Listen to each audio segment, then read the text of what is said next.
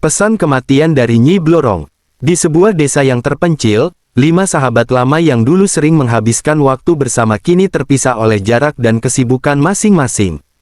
Ayu, Raka, Dewa, Sari, dan Bayu memiliki kenangan indah masa kecil yang penuh petualangan, tawa, dan cerita seram yang mereka dengar dari orang-orang tua di desa. Meskipun sudah bertahun-tahun berlalu, persahabatan mereka tetap kuat, meski mereka jarang bertemu. Untuk menjaga hubungan itu, mereka memutuskan membuat grup WhatsApp. Malam itu, Bayu, yang selalu punya inisiatif untuk menjaga komunikasi, mengirim pesan di grup yang baru dibuatnya. "Bagaimana kabar kalian? Sudah lama sekali kita nggak ngobrol. Aku rindu masa-masa kita berkumpul," tulis Bayu. Pesan itu disambut antusias oleh yang lain. Ayu, yang kini tinggal di kota besar, merespon, "Aku juga rindu. Rasanya sudah terlalu lama kita terpisah. Untung ada WhatsApp, jadi kita bisa tetap terhubung." Raka, yang sibuk dengan pekerjaannya di kantor, ikut menyahut, "Setuju. Kita harus sering-sering ngobrol di sini, biar nggak lupa sama kenangan masa kecil kita." Sari, yang dikenal paling penakut di antara mereka, menambahkan, "Tapi jangan cerita yang seram-seram lagi ya. Aku masih ingat waktu kalian menakut-nakuti aku dengan cerita hantu di hutan belakang desa." Mereka semua tertawa, mengenang betapa Sari sering kali menjadi korban keusilan mereka. Dewa, yang paling tenang di antara mereka, menulis, "Ngomong-ngomong soal cerita seram, tadi aku dengar sesuatu dari tetua desa. Katanya, ada legenda lama tentang Nyi Blorong yang kembali muncul di desa kita." Semua anggota grup terdiam sejenak. Nama Nyi Blorong memang sudah tidak asing bagi mereka. Nyi Blorong dikenal sebagai sosok mistis yang penuh misteri, seorang wanita berwujud ular yang konon dapat memberikan kekayaan bagi siapa saja yang berani melakukan perjanjian dengannya, tapi dengan harga yang sangat mahal. Bayu, yang selalu penasaran, bertanya, "Apa yang kamu dengar, Dewa? Cerita itu sudah lama sekali, kan?" Dewa menjawab, "Ya, tapi kali ini tetua desa bilang kalau ada beberapa kejadian aneh yang terjadi lagi. Beberapa orang mulai melaporkan melihat penampakan sosok wanita dengan ekor ular di sekitar desa." Rasa ingin tahu mulai menguasai mereka semua. Raka, yang biasanya skeptis, bahkan menulis, "Mungkin kita bisa bahas ini lebih lanjut di grup. Siapa tahu kita bisa mengungkap sesuatu yang menarik." Sari, meski ragu, akhirnya setuju, "Baiklah, tapi jangan sampai kita terlalu terbawa suasana, ya." Ayu menambahkan, "Ayo, kita buat suasana jadi seru. Kita bisa kumpulkan cerita-cerita dari orang-orang di desa dan bahas di sini." Dengan kesepakatan itu, mereka semua setuju untuk menjadikan grup WhatsApp tersebut sebagai tempat mereka membahas legenda-legenda desa, dimulai dari Nyi Blorong. Mereka tidak tahu bahwa keputusan sederhana itu akan menjadi awal dari serangkaian kejadian mengerikan yang akan menghantui mereka semua. Grup yang awalnya hanya dimaksudkan untuk menghubungkan kembali persahabatan lama, perlahan berubah menjadi sesuatu yang jauh lebih menakutkan dari yang pernah mereka bayangkan. Beberapa hari setelah grup WhatsApp, teman lama, dibuat, suasana semakin hangat. Ayu, Raka, Dewa, Sari, dan Bayu aktif berbagi cerita dan kenangan masa lalu. Diskusi tentang legenda Nyi Blorong juga semakin dalam, dengan masing-masing dari mereka berbagi informasi dan cerita yang pernah mereka dengar. Suatu malam, ketika mereka semua tengah asyik mengobrol di grup, tiba-tiba muncul notifikasi yang membuat mereka semua terkejut. Anggota baru telah ditambahkan ke grup. Mereka semua terdiam sejenak, saling menunggu siapa yang akan mengomentari kejadian aneh itu. Nama profil anggota baru tersebut hanya bertuliskan, "Aku." Bayu, yang selalu cepat merespon, menulis, "Siapa ini? Siapa yang mengundang anggota baru?" Ayu menjawab, "Aku nggak undang siapa-siapa." Sari, yang mulai merasa tidak nyaman, menulis, "Mungkin ini cuma lelucon. Ada yang ganti nomor, ya."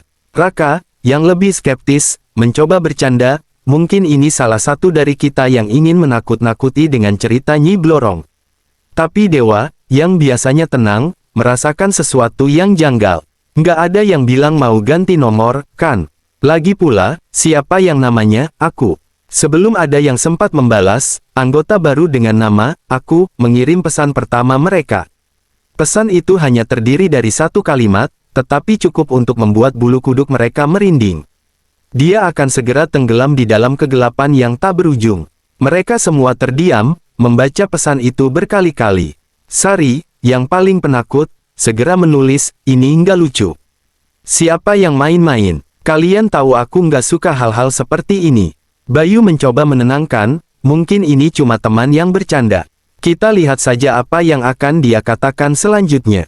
Namun, tidak ada balasan dari anggota baru tersebut selama beberapa menit. Grup kembali sepi, hanya ada rasa cemas yang mulai merayap di hati masing-masing. Raka, yang mencoba tetap rasional, menulis, mungkin kita harus tanya siapa dia sebenarnya. Bisa jadi ini cuma kesalahan. Dewa, yang merasa firasat buruk semakin kuat, mengetik pesan, siapa kamu? Kenapa kamu ada di grup ini? Sekali lagi, grup terdiam, menunggu balasan. Dan balasan itu datang, lebih cepat dari yang mereka harapkan. Pesan yang dikirim oleh aku kali ini lebih panjang, tetapi jauh lebih mengerikan. Dia yang pertama akan tenggelam, diikuti oleh api yang membara, kemudian jerat tak terlihat, dan akhirnya hanya ada kegelapan. Pesan itu begitu dingin dan tanpa emosi, seolah-olah ditulis oleh sesuatu yang tidak manusiawi. Rasa takut mulai menjalar di antara mereka. Sari, yang hampir menangis, menulis, tolong, hentikan ini. Siapapun kamu, ini sudah tidak lucu lagi.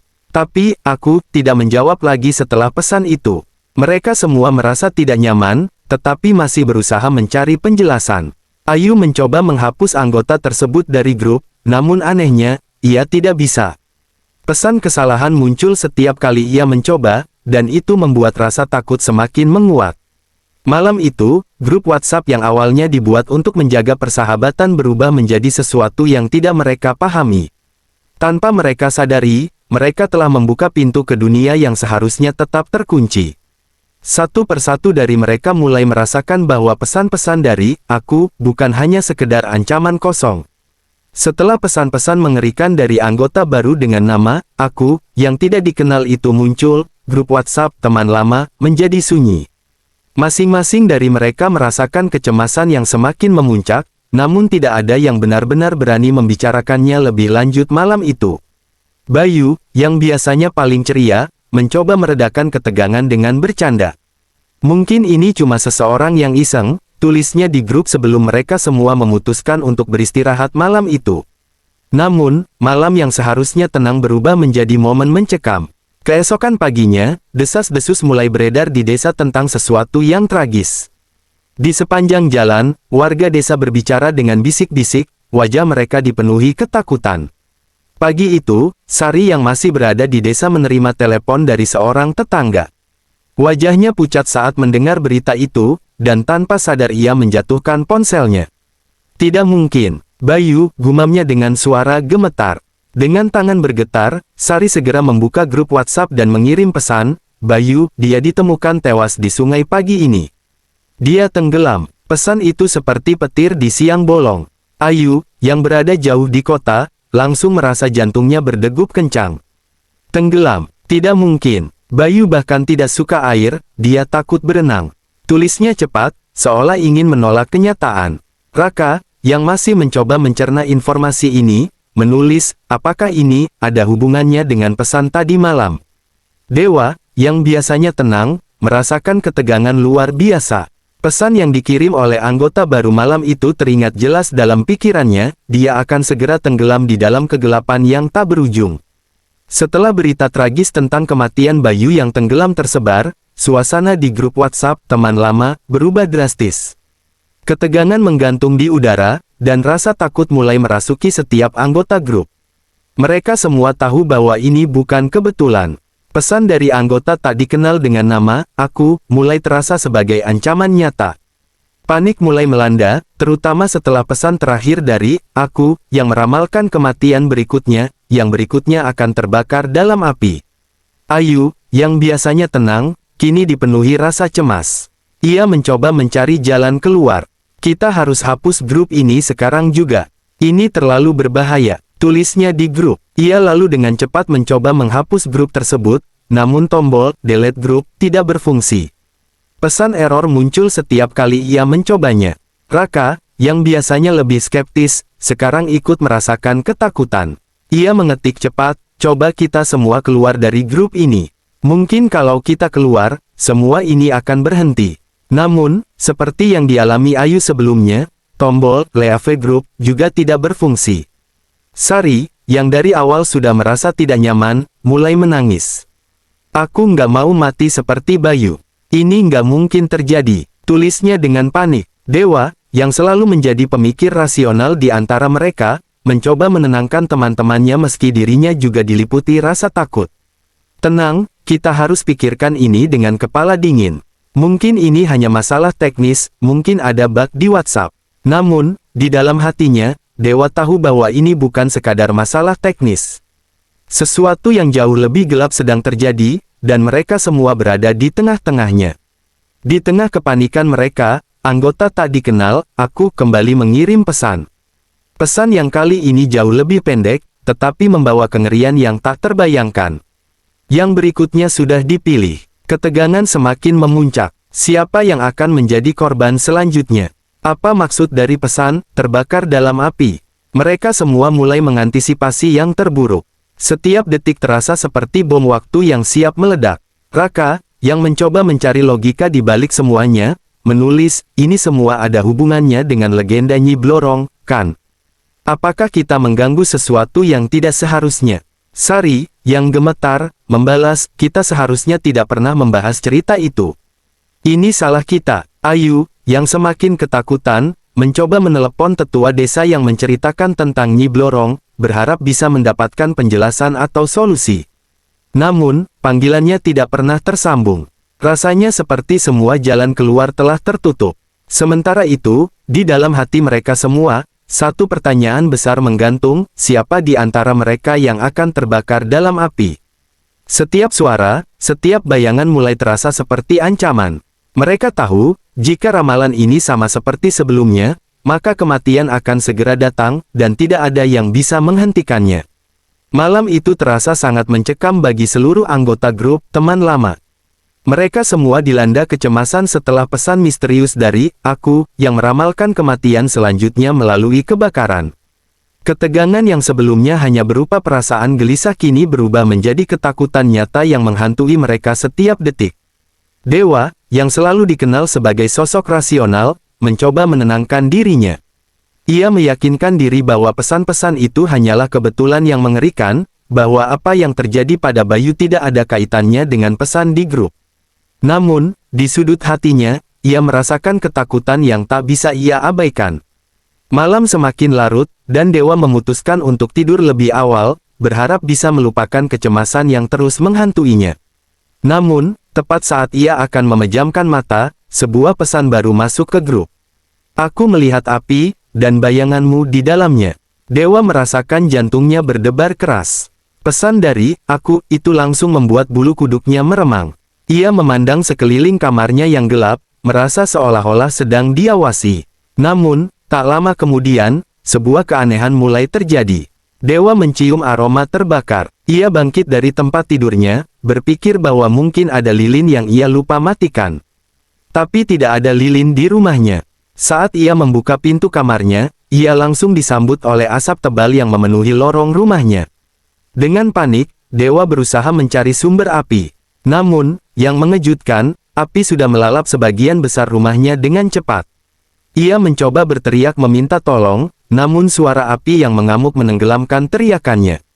Ia berlari menuju pintu depan, tetapi api sudah memblokir semua jalan keluar. Kepungan api semakin mendekat, dan Dewa tahu bahwa ia tidak punya waktu lagi. Dalam kepanikan, ia mencoba menghubungi teman-temannya di grup, namun sinyal di rumahnya tiba-tiba menghilang. Seolah-olah sesuatu, atau seseorang, menghalangi dia untuk meminta bantuan. Sementara itu, di tempat lain, Ayu, Raka, dan Sari menerima pesan suara dari Dewa yang dikirimkan beberapa detik sebelum api melahap rumahnya. Pesan itu hanya berisi suara api yang berkobar dan teriakan Dewa yang putus asa. Tidak ada kata-kata, hanya teriakan ketakutan yang menggema di telinga mereka. Apa yang terjadi pada Dewa? Ayu mengetik dengan panik, namun tidak ada jawaban. Kemudian, berita tragis itu datang. Pagi hari berikutnya, tetangga Dewa menemukan rumahnya terbakar habis, dengan Dewa yang tewas di dalamnya. Tidak ada yang tahu apa penyebab kebakaran itu. Beberapa saksi mata mengatakan bahwa api muncul begitu saja, tanpa sumber yang jelas. Kabar kematian Dewa membawa ketakutan yang tak terelakkan pada Ayu, Raka, dan Sari. Mereka segera sadar bahwa ini bukan sekadar kebetulan. Mereka mulai menghubungkan titik-titik kejadian yang terjadi dengan legenda Nyi Blorong yang mereka bahas beberapa hari sebelumnya. Nyi Blorong, yang dikenal sebagai sosok mistis dalam legenda desa mereka, diyakini membawa kutukan bagi siapapun yang berani menggali lebih dalam tentang kisahnya. Dalam legenda itu, disebutkan bahwa Nyi Blorong memiliki kekuatan untuk membunuh siapa saja yang mengusik ketenangannya dengan cara-cara yang mengerikan dan tak terduga. Tenggelam, terbakar, semua itu adalah bagian dari kutukan yang dikaitkan dengan Nyi Blorong. Ayu, Raka, dan Sari kini menyadari bahwa mereka telah memanggil sesuatu yang seharusnya tidak pernah mereka sentuh. Semua ini bukan kebetulan, tetapi peringatan dari legenda yang telah lama menjadi bagian dari ketakutan di desa mereka. Dengan dua teman mereka yang telah tewas secara mengerikan, mereka tahu bahwa mereka mungkin adalah korban berikutnya. Mereka hanya bisa berharap bahwa ada cara untuk menghentikan teror ini sebelum semuanya terlambat. Namun, mereka juga tahu bahwa Nyi Blorong bukanlah sosok yang mudah dipuaskan. Dan waktu mereka semakin menipis. Ketakutan dan keputusasaan menyelimuti mereka. Mereka sadar bahwa apa yang mereka hadapi bukanlah sesuatu yang bisa diabaikan. Satu-satunya cara untuk menghentikan kutukan ini adalah dengan mencari bantuan dari orang yang lebih tahu tentang legenda Nyi Blorong. Mereka sepakat untuk menemui tetua desa yang dulu menceritakan kisah menakutkan tentang Nyi Blorong. Di balik kebijaksanaannya, mereka berharap menemukan cara untuk menghentikan teror yang sudah merenggut nyawa dua teman mereka. Sore itu, dengan penuh kecemasan, mereka bertiga menuju ke rumah tetua desa yang terletak di pinggir desa, jauh dari keramaian. Rumah itu sederhana, dikelilingi oleh pohon-pohon besar yang tampak tua dan misterius, seakan menyimpan rahasia zaman dahulu. Langkah mereka terasa berat, seolah setiap langkah mendekatkan mereka pada kebenaran yang mereka takutkan. Sesampainya di sana, mereka disambut oleh tetua desa yang terlihat lebih tua dari sebelumnya. Wajahnya penuh keriput, namun matanya masih tajam dan penuh pengetahuan. Ia menatap mereka dengan pandangan penuh pemahaman, seolah-olah ia sudah tahu apa yang akan mereka katakan. "Ada yang datang mencariku," kata tetua desa dengan suara serak, namun penuh wibawa. "Kalian sudah bermain-main dengan sesuatu yang seharusnya tidak kalian sentuh." Ayu, yang sejak awal paling takut, segera menjawab, "Pak, kami tidak tahu akan jadi seperti ini. Bayu dan Dewa, mereka sudah mati. Apa yang harus kami lakukan untuk menghentikan ini semua?" Tetua desa mengangguk pelan, seolah-olah ia sudah menduga bahwa sesuatu seperti ini akan terjadi. Legenda Nyi Blorong bukanlah sekadar cerita. Ia adalah roh jahat yang telah lama menghuni wilayah ini. Siapapun yang berani menggali terlalu dalam tentang dirinya, akan menarik perhatiannya. Dan sekarang, ia telah memilih kalian. Raka, yang biasanya lebih tenang, kali ini tak bisa menyembunyikan ketakutannya. "Apa yang bisa kita lakukan, Pak? Bagaimana kita bisa menghentikan kutukan ini?" Tetua desa menghela napas panjang, lalu menatap mereka satu persatu. "Ada ritual kuno yang bisa menghentikan Nyi Blorong, namun ritual ini berbahaya dan harus dilakukan dengan hati-hati. Jika salah satu dari kalian melanggar syaratnya, maka kutukan itu akan semakin kuat." Sari yang matanya mulai berkaca-kaca, bertanya dengan suara bergetar, "Apa ritual itu, Pak? Kami akan melakukan apa saja untuk menghentikan ini." Tetua desa lalu mengangkat tangannya, seolah-olah sedang mengingat sesuatu dari masa lalu. "Ritual ini dilakukan di tengah malam, di tempat yang dekat dengan air, karena Nyi Blorong memiliki kekuatan di sana. Kalian harus membawa persembahan berupa sesajen yang terdiri dari beras, bunga, dan sepotong perhiasan yang pernah dipakai oleh salah satu korban." Ayu tertegun mendengar persyaratan itu. "Perhiasan? Tapi, itu berarti kita harus mengambil barang milik Bayu atau Dewa." "Benar," jawab tetua desa. "Itu adalah satu-satunya cara untuk menunjukkan bahwa kalian mengakui kesalahan kalian dan ingin menenangkan arwah Nyi Blorong. Setelah persembahan diletakkan, kalian harus membakar kemenyan dan mengucapkan doa tertentu yang akan saya berikan kepada kalian." Tetua desa lalu memberikan selembar kertas kuno dengan tulisan dalam bahasa Bali kuno. Ini adalah doa yang harus kalian ucapkan dengan hati yang tulus. Jika kalian berhasil melakukan semua ini tanpa gangguan, Nyi Blorong akan puas dan meninggalkan kalian. Namun, sebelum mereka bisa meresapi informasi ini, tetua desa memperingatkan mereka dengan tegas, tapi ingat, jika ada yang tidak taat pada aturan ritual ini, kalian semua akan terkena kutukan yang jauh lebih buruk. Dan Nyi Blorong tidak akan pernah melepaskan kalian. Ayu, Raka, dan Sari merasa gentar mendengar peringatan itu. Tapi mereka tahu, tidak ada pilihan lain. Dengan hati-hati, mereka mengambil kertas doa dan berjanji akan melakukan ritual itu tepat pada tengah malam. Malam itu, mereka kembali ke rumah masing-masing, merencanakan langkah selanjutnya dengan cermat. Mereka harus memastikan bahwa semua persiapan dilakukan dengan sempurna, karena hidup mereka bergantung pada keberhasilan ritual ini. Di bawah bayang-bayang ketakutan dan teror yang terus menghantui, mereka tahu bahwa malam berikutnya akan menjadi penentu nasib mereka. Apakah mereka akan berhasil menghentikan kutukan ini, atau akan menjadi korban berikutnya? Hanya waktu yang akan menjawabnya. Malam yang penuh ketegangan akhirnya tiba. Ayu, Raka, dan Sari, yang kini tinggal bertiga, berkumpul di tepi sungai, tempat yang telah ditentukan oleh tetua desa untuk melakukan ritual. Udara malam terasa dingin dan berat, seakan menekan mereka dengan kehadiran sesuatu yang tidak terlihat. Mereka membawa semua yang dibutuhkan, sesajen berupa beras, bunga, dan perhiasan milik Bayu, sebuah kalung yang ia kenakan sehari sebelum kematiannya. Dengan tangan gemetar, mereka mulai menyiapkan persembahan di atas tanah dekat sungai. Cahaya bulan purnama yang redup menjadi satu-satunya penerangan mereka, menciptakan bayangan yang bergerak-gerak di permukaan air. Raka menyalakan kemenyan, dan bau harum mistis mulai menyebar di sekitar mereka. Ayu membuka lembaran doa yang diberikan oleh tetua desa dan memulai pembacaan, suaranya bergetar namun penuh ketegasan. Namun, di tengah ketegangan itu, Sari terlihat semakin gelisah. Matanya terus bergerak, seakan-akan ia melihat sesuatu yang tidak bisa dilihat oleh Ayu dan Raka.